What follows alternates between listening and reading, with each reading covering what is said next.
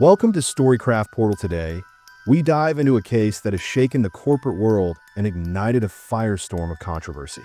A celebrated artist turned fugitive, a high-profile murder, and a trial that has captured global attention. This is the story of Luigi Mangione, A Winter Night in New York City. The lights of Manhattan gleamed off the wet pavement as Brian Thompson, CEO of United Healthcare, exited an upscale hotel.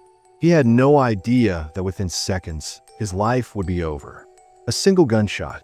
Chaos erupted. Witnesses screamed. The killer vanished. But the crime scene held a clue, one that led authorities to an unexpected suspect. Brian Thompson stepped out of the Aurelius Hotel, adjusting his cufflinks as his security detail trailed behind. The city hummed around him, horns blaring, footsteps echoing, conversations blending into the cold night air. Then a single sharp sound split the noise. A gunshot. Thompson staggered, clutching his chest as blood seeped through his designer suit. Panic erupted.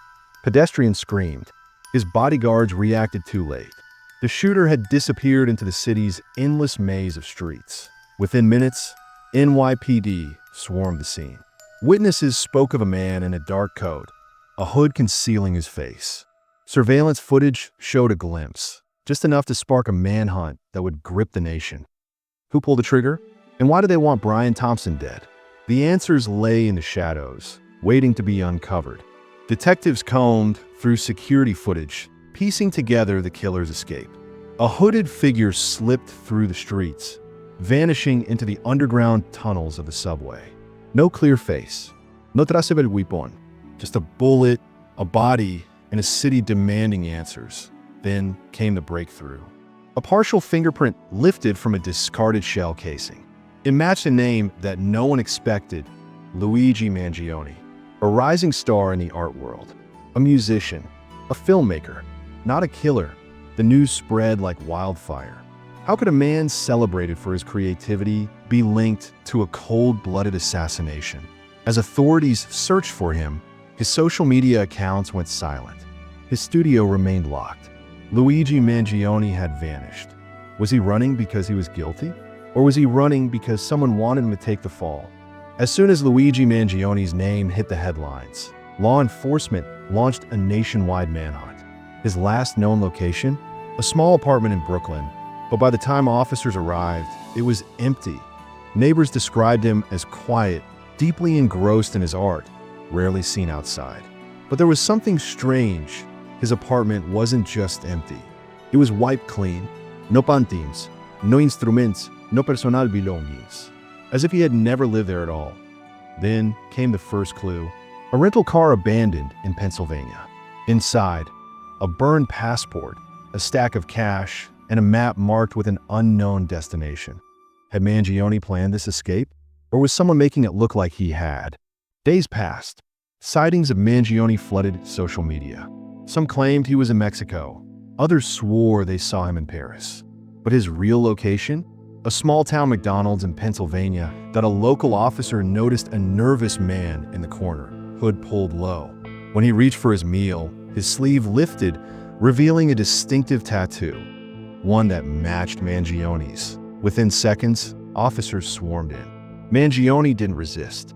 He simply raised his hands and said 4 words: "You have the wrong guy." Inside his backpack, a 3D printed gun, multiple fake IDs, and a notebook filled with cryptic symbols. Was he a mastermind? Or a man on the run from something bigger? Luigi Mangione's arrest sent shockwaves through the media. Protesters lined the streets, some calling him a murderer, others a scapegoat. The prosecution painted him as a vigilante who targeted corporate corruption. The defense argued he was framed, pointing out the lack of clear evidence. But then, a chilling detail emerged. Mangione had written a screenplay years ago about an artist who assassinates a powerful CEO. The plot?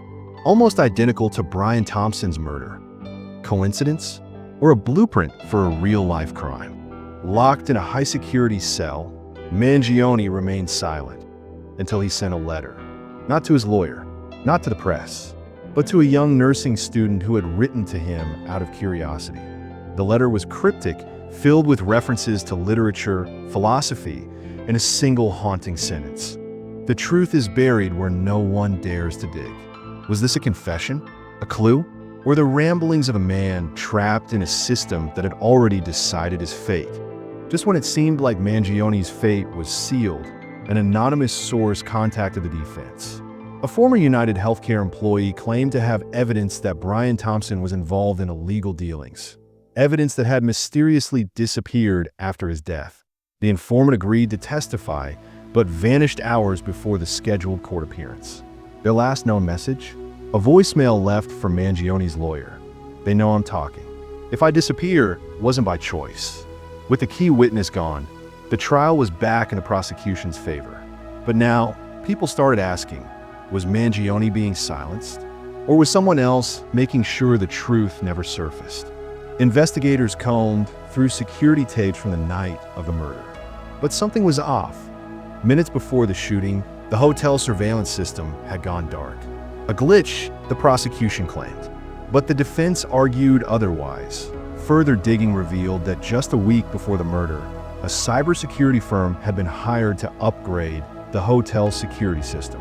The same firm had ties to corporate entities that Thompson had clashed with that Mangione's attorney demanded an independent forensic audit. But before it could be conducted, the original hard drives were mysteriously lost in an evidence room fire. Was this a cover-up? Or just another unfortunate coincidence in a case full of them? After weeks of heated arguments, missing evidence, and conspiracy theories, the jury finally reached a verdict. The courtroom was silent as the foreperson stood. On the charge of second-degree murder, we find the defendant. A pause. A breath held by an entire nation. Guilty. The room erupted. Some cheered, believing justice had been served. Others wept, convinced an innocent man had just been condemned. Mangione remained still, his expression unreadable. But as guards led him away, he turned to his attorney and whispered something. 3 words that no one else heard. It's not over. Mangione was sentenced to life in prison without parole. But outside the courtroom, questions refused to die. About a month later, an investigative journalist published a report. Documents suggesting Thompson had been planning to turn whistleblower against his own company. He was about to expose fraud worth billions. The murder happened just days before he could go public. But if Mangione wasn't the killer, who was? And why was he chosen to take the fall? No answers came. No retrial was granted. Luigi Mangione remained locked away, a symbol of either justice or injustice, depending on who you asked. Then, 2 years later, a prison guard opened his cell for morning rounds. It was empty. The security cameras had glitched overnight. No trace of how he escaped. The only thing left was a note on his pillow point, 4 words. "The truth is coming."